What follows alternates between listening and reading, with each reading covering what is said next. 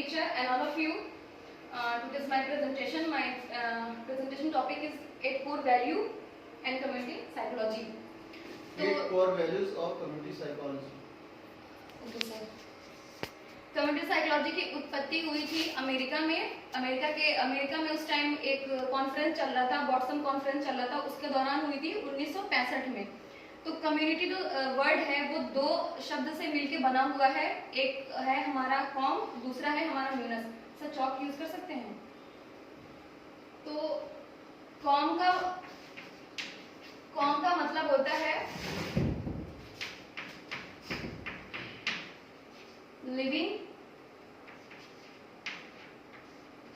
Together, and म्यूनस का मतलब होता है मेक। तो इस प्रकार से जब हम दोनों वर्ड को मिलाते हैं तो होता है मिल के बनाना, या एक इकट्ठे होके बनाना, या इकट्ठे होके रहना। तो जैसे होता है ना कि बहुत बारी हम बोलते हैं कि she belong to Muslim community, she belong to Hindu community.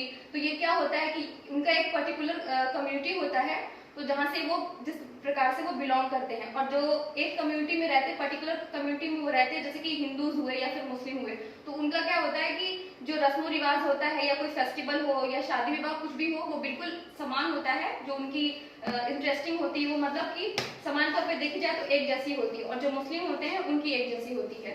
अब आता है कम्युनिटी साइकोलॉजी। तो साइकोलॉजी क्या होता है? तो साइकोलॉजी का यूज करके हम जो ह्यूमन बीइंग होते हैं उनका माइंड परसेप्शन होता है, बिहेवियर होता है, तो उसका मतलब अध्ययन करते हैं, ठीक है, कि किस प्रकार से जो व्यक्ति होता है वो बिहेव कर रहा है, जो उसकी मतलब माइंड वो परसेप्शन क्या है, वो किस तरीके से सोचता है, किस तरीके से देखता है, किस तरीके से चीजों को परसीव करता है। तो फिर क्या होता है कि अब कम्युनिटी साइकोलॉजी, तो कम्युनिटी साइकोलॉजी के अंदर जो हम स्टडी करते हैं, कम्युनिटी साइकोलॉजी में जो स्टडी करते हैं वो हम कम्युनिटी के अंदर जो लोग रहते हैं वो कैसा किस तरीके से बिहेव करते हैं, किस प्रकार से बिहेव करते हैं, कैसे सोचते हैं, और अगर किसी इंडिविजुअल को अगर हम कम्युनिटी में डाल दें तो वो किस तरीके से जो उसका रिएक्शन होगा, वो उसका रिएक्शन क्या होगा, कैसे वो बिहेव करेगा, किस प्रकार से उस चीज को मतलब एडजस्ट करेगा, उसका रिएक्शन क्या होगा। नेक्स्ट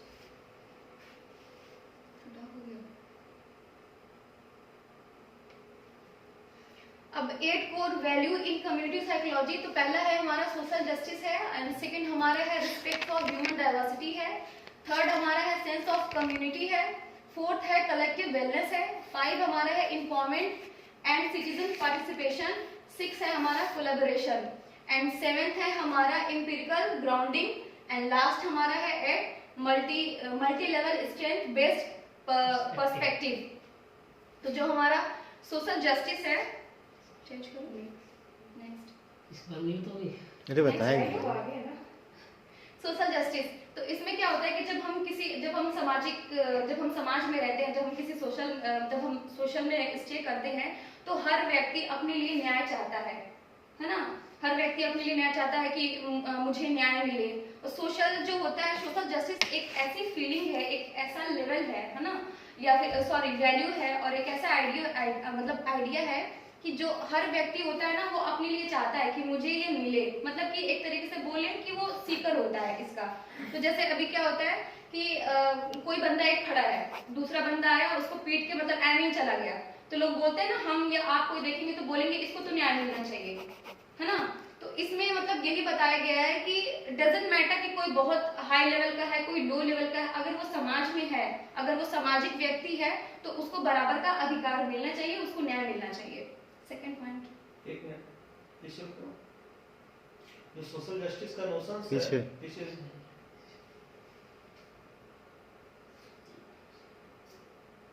ठीक है, उसमें ये कहता है एक is the fair and equitable distribution of resources. जो भी कम्युनिटी में है, जो भी रिसोर्सेज अवेलेबल है, जो अपॉर्चुनिटीज हैं, जो ऑब्लिगेशंस है, ठीक है, एंड जो पावर अक्रॉस कम्युनिटीज है, जो भी पावर का डिस्ट्रीब्यूशन है, वो सारी चीजें कहीं ना कहीं आपको इक्विटेबल होना चाहिए, माने कि समान रूप से वितरित होना चाहिए लोगों में।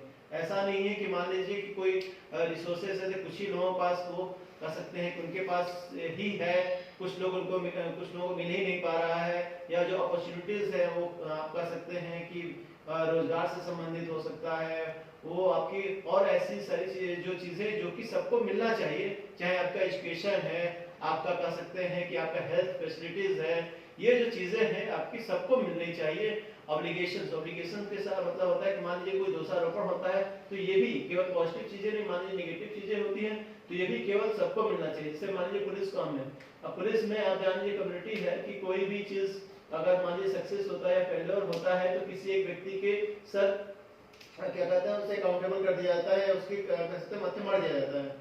उसमें जैसे जो मान लीजिए कि कप्तान है, चाहे वो डिस्ट्रिक्ट का आपका एसपी है, चाहे मान लीजिए थाने का जो आपका एसआई है, चाहे आपका इंस्पेक्टर है, तो कोई केस अगर बहुत किसी केस को उन्होंने सॉल्व किया तो all credit goes to captain. ठीक है, ऐसा चीजें नहीं होना चाहिए, सारा क्रेडिट सभी लोग मिलके किए हैं तो सबको मिलना चाहिए। प्लस उसके साथ साथ मान लीजिए कोई विफलता होती है कि मान लीजिए किसी केस में वो सॉल्व नहीं कर पाते, फेलियर असफलता होती है, तो उस कंडीशन में भी सबको उसके लिए अकाउंटेबल होना चाहिए, सब उसके लिए जिम्मेदार हैं। तो किसी एक व्यक्ति के लिए नहीं होना चाहिए। दोषारोपण होना चाहिए तो दोषारोपण में जो कॉन्सेप्ट है वो आपका सब पे समान रूप से होना चाहिए, किसी एक व्यक्ति को उसके लिए नहीं करना चाहिए। पावर भी जो है आपका, कुछ लोगों के पास बहुत ज्यादा पावर होता है, ठीक है, सोसाइटी में जो लोग हैं कम्युनिटी में कुछ लोग ऐसे हैं जिनके पास पावर ही नहीं, पावरलेस है, ठीक है, बस उनका काम है वोट देना, वोट देने के बाद भूल जाना। लेकिन जो वोटिंग के बाद जो चुनाव होता है, चुनाव के बाद जो लोग जीत के आते हैं तो उनके पास एनॉर्मस पावर होता है। लेकिन जो लोग वोट देते हैं, जिन्होंने अपने कह सकते हैं अधिकारों का उपयोग करते हुए किसी को चुना है, बाद में वो लोग उनका केयर नहीं करते, उनकी चीजों को देखते नहीं। तो जो पावर का भी जो डिस्ट्रीब्यूशन होना चाहिए वो समान रूप से होना चाहिए, ठीक है। Across communities with in a society, different community, किसी भी सोसाइटी की डिफरेंट कम्युनिटीज में।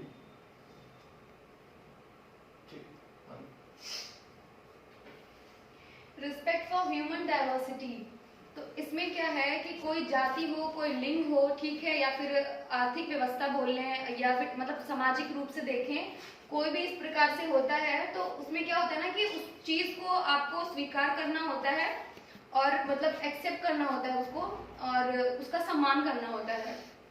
जैसे कि और इसी बेस पे जो मनोवैज्ञानिक होते हैं वो इसी बेस पे मतलब अपना मतलब आधारित होते हैं। नेक्स्ट करो। एक मिनट, जो acknowledge and honours the variety of communities and social identities based on, जो भी हमारी सामाजिक पहचान है, ठीक है, हम कहीं से जाने जाते हैं तो या तो आपके जेंडर के बेसिस पे जाने जाते हैं, या आप इतने किया रेशियल आइडेंटिटी के बेसिस पे जाने जाते हैं, हिंदू हैं या मान लीजिए हम इंडियन है, वो आपके साउथ इंडियन है, नॉर्थ इंडियन है आपके, या नेशनलिटी हम मान लीजिए अगेन हम इंडियन है, या मान लीजिए वो आप अमेरिकन है, वो आपके क्या बोलते हैं कि आपके दूसरे देश के, सेक्सुअल ओरिएंटेशन, सेक्सुअल में आपका हम जेंडर बेसिस पे देखते हैं, ठीक है।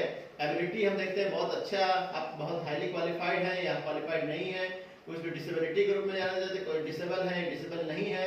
सोशियो इकोनॉमिक स्टेटस, हम low income socio economic status से बिलोंग करते हैं कि हाई से बिलोंग करते हैं। ये एज है आपका, एज के बेसिस पे भी हम कहीं ना कहीं डाइवर्स, हम एक दूसरे से अलग हैं, कुछ लोग छोटे हैं, कुछ लोग बड़े हैं, कुछ लोग कहते हैं युवा हैं, कुछ लोग बुजुर्ग हैं। रिलीजियस आपके हैं, कई डिफरेंट रिलीजन के लोग भी हैं, उसमें आपके स्पिरिचुअल बिलीफ भी है, हमारी मान्यताएं हैं, कुछ लोग स्पिरिचुअल शक्ति को मानते हैं, कुछ लोग नहीं मानते हैं, और कई सारी ऐसी विशेषताएं हैं जिनके बेसिस पे हम एक दूसरे से अलग हैं। तो जो कम्युनिटी साइकोलॉजी कहता है उसका एक मूल कह सकते हैं वैल्यू ये है कि हम जो भी डाइवर्सिटी है उसका सम्मान करना है। हम मान लीजिए कि किसी पर्टिकुलर कैटेगरी से बिलोंग करते हैं, दूसरी कैटेगरी के लोगों को भी हमको, ठीक है, उसी तरह से सम्मान करना है जैसे हम हैं, ठीक है। तो वो सम्मान की बात है, उनको सम्मान की नजर से देखना है। Communities are understood on their on terms, और उनको अगर समझना है तो उनको उनके ही टर्म्स पे समझने की कोशिश करना चाहिए, ना कि अपने टर्म्स पे। और मान लीजिए उसके लिए फर्दर कोई रिसर्च इंटरवेंशन रिसर्च होता है या इंटरवेंशन प्लान होता है उनके वेलफेयर के लिए, तो उनकी चीजों को उसमें ध्यान रखने की जरूरत होती है, ना कि एक ही तरह से सबको ट्रीट करना। And other psychological work are tailored based on those terms. Tailored मतलब होता है उनके हिसाब से कस्टमाइज होना चाहिए। तो यहाँ पे बेसिकली नोशन अगर बात करता है कम्युनिटी साइकोलॉजी, तो कहता है कि ह्यूमन डाइवर्सिटी को हमको रेस्पेक्ट करना चाहिए। अगर हम ह्यूमन को समझना चाहते हैं, उस पर्टिकुलर कम्युनिटी को समझना चाहते हैं, कम्युनिटी के लोगों को समझना चाहते हैं, तो उसमें जो डाइवर्स ग्रुप है उनके बेसिस पर हम उनको अच्छे तरीके से समझ सकते हैं। ठीक। Sense of community. तो इसमें क्या होता है कि जो सेंस ऑफ कम्युनिटी में है तो ये होता है कि समुदाय की भावना, ठीक है। तो समुदाय की भावना मतलब जो कम्युनिटी की ऐसी फीलिंग होती है, इसमें इंटरडिपेंडेंस है, फिर म्यूचुअल क्या बोले म्यूचुअल वो कमिटमेंट है ना। तो कोई भी एक मतलब पर्टिकुलर जो इंडिविजुअल होता है, मतलब जैसे कि जिसे व्यक्तिगत बोलते हैं, है ना। तो वो क्या होता है कि मतलब कलेक्टिव टाइप से मतलब अपने आप को वो नहीं करता है। जो सोशल है, जो इसका कम्युनिटी एंड सोशल एक्शन है and is a resources for social support and clinical work. तो इसमें क्या होता है कि मतलब वो क्लिनिकल मतलब क्लिनिकल वर्क। सर इसमें मुझे पॉइंट क्लियर नहीं हो पा रहा है। जो सेंस ऑफ कम्युनिटी है कि हम किसी कम्युनिटी को कितना अपने आप के करीब मानते हैं। It is a feeling of belongingness. हम किसी कम्युनिटी के पार्ट है। बिलोंगिंगनेस मतलब होता है हम उसके अछूत पार्ट है, एक कह सकते हैं कि अनअटैच्ड उसका एक पार्ट है। इंटरडिपेंडेंस, हम पे एक दूसरे के ऊपर निर्भर है। इंटरडिपेंडेंस, एक दूसरे के ऊपर निर्भरता है। एंड म्यूचुअल कमिटमेंट, ठीक है, एक दूसरे के प्रति हम कमिटेड हैं। That link individual as a collective, ठीक है। ये सारी चीजें अगर ये है आपके अंदर, बिलोंगिंगनेस है, इंटरडिपेंडेंस है और म्यूचुअल कमिटमेंट है, ये बतलाता है कि आप कहीं ना कहीं किसी ग्रुप का पार्ट है, कलेक्टिव, ठीक है। It is integral to community and social actions.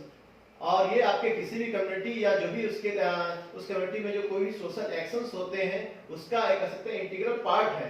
And it is a resource for social support and clinical work. अगर हम बात करें तो ये चीजें कहीं ना कहीं व्यक्ति के लिए, ठीक है, या कम्युनिटी में जो लोग हैं उनके लिए एक तरह का सोशल सपोर्ट, सामाजिक समर्थन के रूप में काम करता है। एंड अगर मान लीजिए कि हम उस पर्टिकुलर कम्युनिटी को समझना चाहते हैं तो हम इसके जो मेंबर हैं उनमें कितना सेंस ऑफ कम्युनिटी के प्रति कितना उनमें बिलोंगिंगनेस है, इंटरडिपेंडेंस है, म्यूचुअल कमिटमेंट है, हम उसको जान के उसके समझ सकते हैं कि उनमें कितना सेंस ऑफ कम्युनिटी, माने कितने अपने आप को उस कम्युनिटी का पार्ट मानते हैं।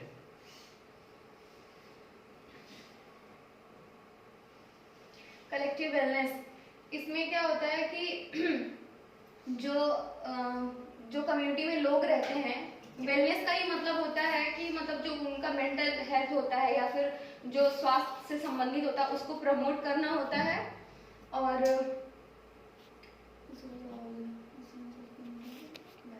और जो उनकी मतलब जो कम्युनिटी में लोग रहते हैं, है ना, जो समुदाय में लोग रहते हैं, उनकी ज़रूरतों को मतलब जो उनका उद्देश्य होता है, उनकी जो ज़रूरतें होती हैं उनको बैलेंस करने की कोशिश करता है, मतलब उनको ये बैलेंस करता है।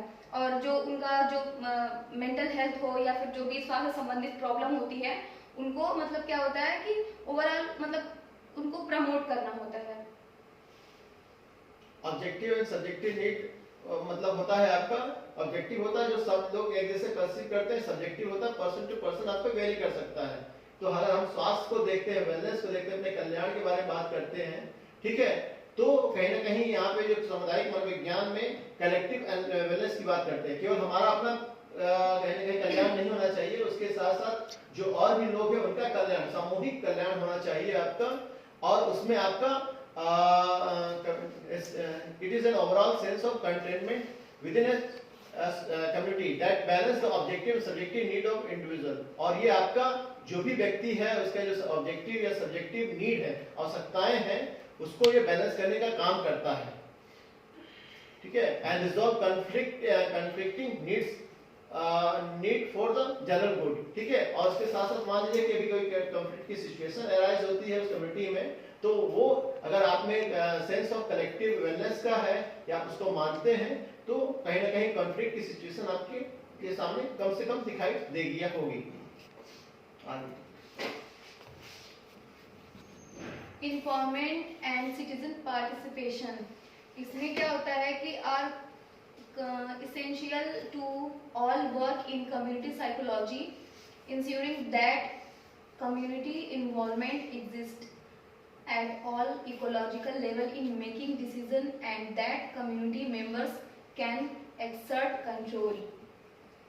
तो इसमें होता है कि मतलब जो नागरिक होते हैं, है ना, हम नागरिक ही तो हैं, तो जो मतलब हम नागरिक होते हैं, हमारा ही काम होता है, हम ही सरकार को ये बताते हैं कि कैसे मतलब जो अदर मतलब जो नागरिक हैं वो कैसे मतलब आगे की तरफ बढ़ सकते हैं और कैसे उन चीजों को मतलब वो प्रमोट किया जा सकता है। हमारे थ्रू सरकार को ये चीजें बताई जाती है, कंट्रोल करने का, उनको इनहेंस करने का।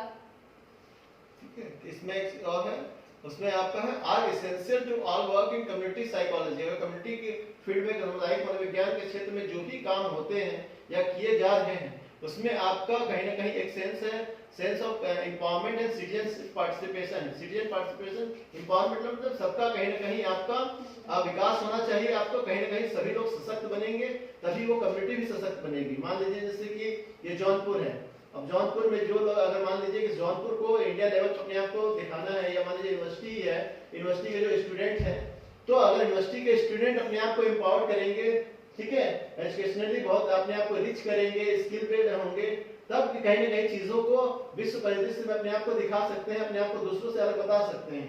जैसे जेएनयू है आपका, डीयू है आपका, ठीक है, चाहे इलाहाबाद यूनिवर्सिटी है, उनकी अपनी एक पहचान है। क्यों? क्योंकि वहाँ के जो स्टूडेंट हैं उन्होंने अपने आप को बनाया है सब। तो वहाँ पे एक तरह की नोशन है कि सभी जो बच्चे हैं कहीं ना कहीं एम्पावर्ड हो। एम्पावर्ड किसी तरह का भी हो सकता है, साइकोलॉजिकल हो सकता है, सोशल हो सकता है, पॉलिटिकल हो सकता है, इकोनॉमिक हो सकता है। तो यहाँ पे जो कम्युनिटी के जो लोग हैं वो कहीं ना कहीं एम्पावर्ड होने चाहिए इन सारी चीजों से। सिटीजन पार्टिसिपेशन और एम्पावरमेंट के लिए जरूरी है कि जो भी उस पर्टिकुलर कम्युनिटी के जो लोग हैं वो उनका पार्टिसिपेशन हो। बिना उनके पार्टिसिपेशन का एम्पावरमेंट नहीं हो सकता है।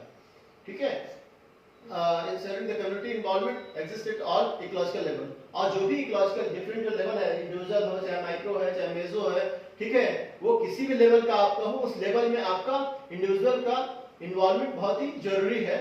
And that community members can exert control. और वही चीजें हैं जो कि कम्युनिटी कर सकते हैं। कम्युनिटी मेंबर में जो कंट्रोल होता है, कंट्रोल इन द सेंस कि कम्युनिटी किस तरह से काम करेगी, कितना अच्छा होगा, वो सारी चीज उस पर कहीं ना कहीं उन मेंबर्स का कंट्रोल हो सकता है या होगा। जितना ही ज्यादा वो इन्वॉल्व होंगे, जितना ही ज्यादा वो उनका पार्टिसिपेशन होगा उसमें। आगे कोलैबोरेशन मींस होता है सहयोग। तो सहयोग दो व्यक्ति या फिर दो से ज्यादा व्यक्ति हो या फिर किसी संस्था के साथ मिलकर जब काम करते हैं तो उसको सहयोग कहा जाता है। और सहयोग सहयोग की भावना हर व्यक्ति के अंदर होनी चाहिए। और ये माना भी गया है कि सहयोग के मतलब अगर सहयोग हम करते हैं तो हमारी लाइफ और जो हमारा देश है वो आगे की तरफ बढ़ता है। जैसे कि देखा गया है कि जैसे कि हमारे देश का कोई नेता है वो किसी अदर कंट्री में जाता है और वहाँ का कोई लीडर है, नेता है, वो हमारे कंट्री में आता है, तो उन दोनों के बीच में एक सहयोग का संबंध बनता है। और देखा जाता है कि हम मतलब जो कि हमारा देश है या फिर जो अदर कंट्री है जहाँ पे हमारे देश का जो नेता जाता है वहाँ पे जाते हैं तो उनके बीच में संबंध बनता है, सहयोग का एक संबंध बनता हुआ दिखता है। इसमें जो है आपका जो कोलैबोरेशन की बात हो रही है, कम्युनिटी लेवल पर बात करें तो दो तरह के लोग होते हैं, कम्युनिटी साइकोलॉजिस्ट होते हैं, कम्युनिटी के मेंबर होते हैं। ठीक है, तो एम्पावरमेंट की बात करते हैं, कैसे एम्पावरमेंट होगा, चाहे मान लीजिए कैसे उसका कलेक्टिव वेलनेस होगा। ठीक है, ये सारी चीजों के लिए जरूरी है कि आपस में जो कम्युनिटी साइकोलॉजिस्ट हैं, basically they are the expert, ये एक्सपर्ट है या कम्युनिटी मेंबर है, तो कहीं ना कहीं दोनों के बीच में कोलैबोरेशन होना चाहिए, परस्पर सहयोग होना चाहिए। जितना ज्यादा सहयोग होगा, ठीक है, उतना ही ज्यादा चीजें वो जो आपका एम्पावरमेंट है या कलेक्टिव आपका वेलनेस है उतना ही ज्यादा आपका एनरिच होगा। ठीक है, psychologist lend their expertise but do not assume a position of hierarchical superiority. ठीक है, यहाँ पे जो कम्युनिटी साइकोलॉजिस्ट है अपने वो एक्सपर्टीज लोगों को बताते हैं, लेकिन कहीं ना कहीं वो ये नहीं कहते हैं कि हमारी चीजों को या उस कह सकते हैं वो उस जो सोसाइटी है कम्युनिटी का उसका वो पार्ट बनने की कोशिश करते हैं, हायरार्की सुपीरियरिटी। ठीक है, हम आपसे बहुत अच्छे हैं, हम बहुत ज्यादा सर्वोच्च हैं आपसे हैं, वो नहीं बताते हैं, लेकिन बस अपने एक्सपर्टीज वो बताते हैं लोगों को और उसको फॉलो करके, ठीक है, वो पर्टिकुलर कम्युनिटी आपका कहीं ना कहीं अपने इन इश्यूज में चाहे एम्पावरमेंट हो चाहे कम्युनिटी आपका कलेक्टिव आपका वेलनेस हो, उसमें बहुत ज्यादा इंटरेस्ट हो सकती है। Giving citizen the opportunity to contribute their own knowledge, resources and history। इसके साथ साथ जो कम्युनिटी साइकोलॉजिस्ट हैं वो फैसिलिटेट करते हैं कम्युनिटी मेंबर्स को कि उनके पास भी जो अपने कह सकते हैं प्रैक्टिकल नॉलेज हो, ठीक है, या जो भी उनके पास ज्ञान है उनको वो कंट्रीब्यूट करें किसमें, जो रिसोर्सेस हैं और जो स्ट्रेंथ है उस कम्युनिटी के बढ़ाने में। ठीक है, तो ये सब कुछ डिपेंड ये होता है सारी चीजें कोलैबोरेशन से, ये दोनों के बीच के कोलैबोरेशन से। तो कोई एक व्यक्ति इसमें नहीं है, कम्युनिटी साइकोलॉजिस्ट मान लीजिए हम लोग हैं, ठीक है, हम लोग कम्युनिटी में जाते हैं, हम लोग कम्युनिटी की स्टडी करते हैं, उसके जो भी लोग कॉज है उन चीज़ों को देखते हैं, उसके बाद हम सजेस्ट करते हैं कि इस तरह से चीज़ें हो तो कहीं ना कहीं और अच्छा हो सकता है।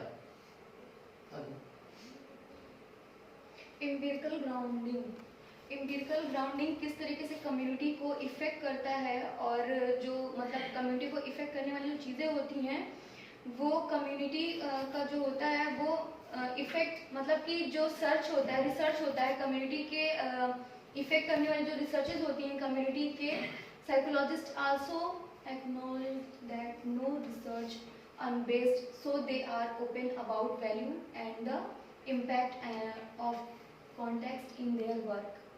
तो इसमें होता है कि जो कम्युनिटी होता है ना उसको किस तरीके से इम्पीरिकल रिसर्च किस तरीके से इफेक्ट करता है, जो रिसर्च है वो किस तरीके से इफेक्ट करता है। साइकोलॉजिस्ट जो होते हैं वो इस चीज़ को देखते हैं, रिसर्च करते हैं, उस बेस्ड पे उसका जो वैल्यू होता है उसको इम्पैक्ट करने की कोशिश करते हैं। जो कम्युनिटी साइकोलॉजिस्ट है, ठीक है, जो कम्युनिटी है आपका, उसमें जो भी रिसर्चेस होते हैं वो एम्पिरिकल रिसर्च होते हैं। एम्पिरिकल ग्राउंडिंग का मतलब होता है ग्राउंड लेवल पे जाके उन चीजों को देखते हैं कि क्या वो सही है जो हम लोग देख रहे हैं, या जो भी मान लीजिए जैसे कई सारी योजनाएं हैं, ठीक है, जो रिसोर्स अपलिफ्टमेंट से रिलेटेड हो सकते हैं, एम्पावरमेंट से रिलेटेड हो सकते हैं, कलेक्टिव वेलनेस से रिलेटेड हो सकती हैं, तो क्या ये योजनाएं आपकी कार्यरूप में काम कर रही हैं या नहीं कर रही हैं, कि केवल कागज पे आपकी चीजें हैं। तो इसके लिए वो एम्पिरिकल रिसर्च करते हैं। एम्पिरिकल रिसर्च मतलब जाके वो खुद स्टडी करते हैं उन चीजों को, ठीक है। Empirical research make community action more effective. और जहाँ पे भी एम्पिरिकल ग्राउंडिंग या रिसर्चेस होते हैं वो कम्युनिटी में बहुत जो भी काम उनके द्वारा जो किए जा रहे हैं या हैं पहले से किए जा रहे हैं वो इफेक्टिव होते हैं, using the lessons from that work to make research more valid. और ये जो एम्पिरिकल ग्राउंडिंग है आपका किसी भी रिसर्च को, ठीक है, किसी भी चीज को बहुत ज्यादा वैलिड बनाता है, क्योंकि वो खुद जाके देखते हैं उन चीजों को। फॉर अंडरस्टैंडिंग कम्युनिटीज, अगर किसी कम्युनिटीज को समझना है, ठीक है, तो यहाँ पे एम्पिरिकल रिसर्च जानना, एम्पिरिकल रिसर्च करना बहुत ही ज्यादा महत्वपूर्ण है। Community psychologist also acknowledge that no research is unbiased. Community psychologist ये भी मान के चलते हैं कि कोई ऐसा रिसर्च नहीं है जो कि कहीं ना कहीं अनबायस्ड पूर्वाग्रह से ग्रसित ना हो। So they are open about value and the impact of the context in their work, ठीक है। तो वो ओपन रहते हैं कि क्या उनके साथ साथ, जैसे मान लीजिए भी कम्युनिटी साइकोलॉजिस्ट, हम लोग किसी कम्युनिटी में जाते हैं तो हमारे अपने कुछ पहले से प्री कॉन्सेप्शंस है, पहले से प्री अजम्पशंस है, मान्यताएं हैं, हम उन चीजों को लेके जाते हैं। लेकिन जब फील्ड में जाते हैं हम चीजों को तो देखते हैं तो कहीं ना कहीं अपने आप को ओपन रखते हैं कि वहां पे क्या चीजें एक्चुअली हो रही है, ठीक है। And the impact of context in their work. अब कॉन्टेक्स्ट का, ठीक है, हमने यहाँ पे पढ़ा है लेकिन हम एक्चुअल हमने विजिट नहीं किया है। हम गांव में जाएंगे, मान लीजिए जाते हैं तो वहां पे क्या चीजें हो रही हैं हम एक्चुअली कर पाएंगे।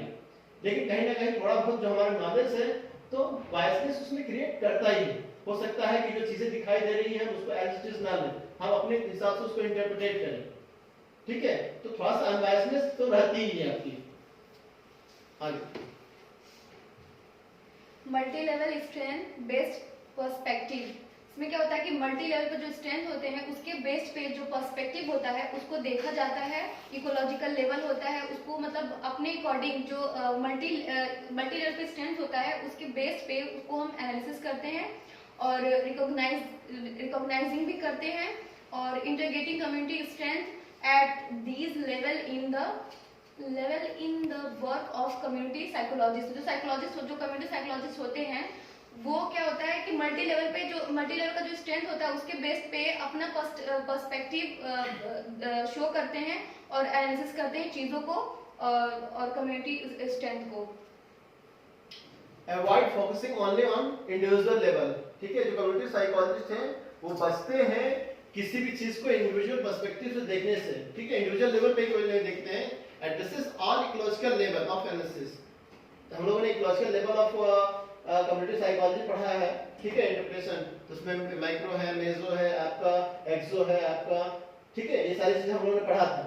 तो अगर वो चीजों को किसी चीज को देखते हैं तो इंडिविजुअल लेवल पे केवल फोकस नहीं करते हैं बल्कि जो भी आपके इकोलॉजिकल लेवल है, जो अन्य और जो लेवल है आपका, उनको भी वो रिकॉग्नाइज करते हैं, उनको पहचानते हैं, ठीक है, उनको अहमियत देते हैं एंड इंटीग्रेट कम्युनिटी स्ट्रेंथ, ठीक है। उसके साथ साथ जो कम्युनिटी का स्ट्रेंथ है उसको भी वो उसके साथ इंटीग्रेट करने की कोशिश करते हैं at this level in the work of community psychology, ठीक है, कम्युनिटी साइकोलॉजी फील्ड में जो भी काम होते हैं वो आपका मल्टी लेवल स्ट्रेंथ होता है, सिंगल लेवल नहीं होता, वो कई सारे लेवल्स को चीजों को देख के उनके बेस पे जो पर्सपेक्टिव निकल के आता है उसको वो अहमियत देते हैं, उसको वो मानते हैं। और 8 कोर वैल्यू में एक वर्ड आता है वैल्यू क्या है, वैल्यू के बारे में थोड़ा सा हम देख लेते हैं, मैंने इसमें इंक्लूड नहीं करा है। हम सबको ऐसा लगता है कि लाइफ में खुश रहने के लिए पैसे की जरूरत है, बट बहुत बार ऐसा देखा गया है कि बहुत अमीर बंदा भी रहता है, जो बहुत रिच रहता है, वो खुश नहीं रहता है। और बहुत से लोगों को देखा भी गया है कि किसी का लॉटरी लग गया 5 लाख का 10 लाख का, इनफैक्ट ऐसा होता है कि जब उसके पास पैसा आता है तो वो और ज्यादा अनहैप्पी हो जाता है। सेकेंड थिंग है लव। जाहिर सी बात है, लाइफ में खुश रहने के लिए लव तो सबको जरूरत है, पेरेंट्स का, फैमिली का, फ्रेंड्स का, सबको चाहिए होता है, इनफैक्ट मुझे खुद ही चाहिए होता है। थर्ड हमारा है हैप्पीनेस। जाहिर सी बात है, happiness is the most important thing in our life. हमारी लाइफ में बहुत ये इसका अहमियत बहुत ज्यादा है हैप्पीनेस का, बट कहीं ना कहीं जो हैप्पीनेस है वो वैल्यू से ही रिलेट करता है। और हमारी लाइफ में जो खुश रहने की जो मतलब किस प्रकार से खुश रह सकते हैं, उसको सबसे ज्यादा उसके लिए हमारी लाइफ के लिए इम्पोर्टेंट है वैल्यू क्या है, जैसे कि हम अपनी लाइफ में जैसे कि किसी पोस्ट पे चले गए, किसी बहुत पोस्ट पे हैं या बहुत रिच है, होता है ना कि कहीं जा रहे हैं, जब हमें कोई वैल्यू ही नहीं दे रहा है, हमारा कोई वैल्यू ही नहीं कोई कर रहा है, तो फिर ऐसा लगता है कि यार हमारे पास तो इतना सब कुछ चीजें हैं, चीजें रहते हुए भी मेरी कोई वैल्यू ही नहीं है। बहुत बार ऐसा भी देखा गया कि हम अपने फ्रेंड्स में ही बात करते हैं, मेरी तो कोई बात ही नहीं सुनता है, मेरे तो कोई वैल्यू नहीं है, मतलब ऐसा है, तो फिर वहां थोड़े टाइम के लिए हमें बुरा लगता है। तो ऐसा होता है कि वैल्यू क्या है, हम मतलब अपने आप में अभी इस टाइम में ज्यादा देखा जाए तो हम अपनी फीलिंग्स को या कोई भी अपनी फीलिंग्स को ज्यादा इंपॉर्टेंट और प्रायोरिटी देता है, बट ये सही नहीं है। हम हमेशा से अपने वैल्यू को ही आगे रखते हैं और हमारी लाइफ में वैल्यू बहुत ज्यादा इंपॉर्टेंट है। जैसे कि अभी सपोज दैट हम सबको जंक फूड बहुत पसंद है, जंक फूड देखते ही के साथ बोलते हैं कि मतलब फीलिंग आती है कि हम उसको खा लें, खाने का मन कर रहा है, बट एक साइड में हमारा जो वैल्यू होता है, जो सिद्धांत होता है, वो बोलता है कि नहीं, जंक फूड नहीं खा सकते हैं, खा लेंगे तो मतलब अनहेल्दी हो जाएंगे या मोटे हो जाएंगे तो भद्दे दिखेंगे, है ना। तो जो हमारा इस चीज को रोक कौन रहा है, इस चीज को वैल्यू रोक रहा है, वैल्यू इस चीज को रोक रहा है कि नहीं आप नहीं खा सकते। तो हम अपने वैल्यू को फर्स्ट पे रखते हैं। जैसे कि एग्जाम सेंटर में बैठे हैं, हम कहीं एग्जाम देने के लिए बैठे हैं, हमें चीजें नहीं आ रही, हमें क्वेश्चंस नहीं आ रही है, तो मेरे दिमाग मतलब हमारे दिमाग में ये चीज चलता है कि यार एग्जाम तो क्वालिफाई करना है हमें और नंबर चाहिए कहीं अच्छी जगह एडमिशन लेने के लिए। तो उसके लिए क्या होता है कि जो हमारा फीलिंग है वो तो होता है कि चीटिंग कर ले, कोई आके बता दे पास होना है, तो हम एक फीलिंग आई ना हमारे मन में कि चीटिंग कर ले, कोई आके बता दे पास हो जाए चाहे जैसे भी करके, बट जो वैल्यू है, जो हमारा सिद्धांत है, वो फौरन हमें रोकता है कि नहीं, चीटिंग करना सही नहीं है। तो क्या होता है कि एक जो अच्छा व्यक्ति होता है वो अपने सिद्धांतों को, अपने वैल्यू को पहले रखता है। अदरवाइज अगर कोई बंदा है, कोई या फिर कोई लड़की, कोई भी हो समाज में, अगर वो अपनी फीलिंग्स को आगे रखता है तो वो मतलब उसका चयन बोले या उसका चुनाव एक अच्छे व्यक्ति में मतलब होता ही नहीं है।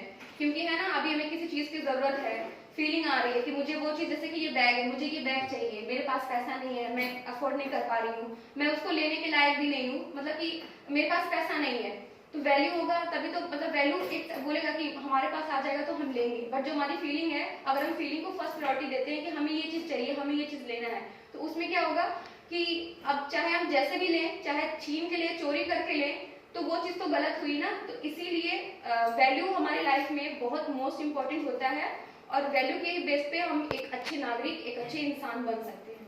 Thank you sir.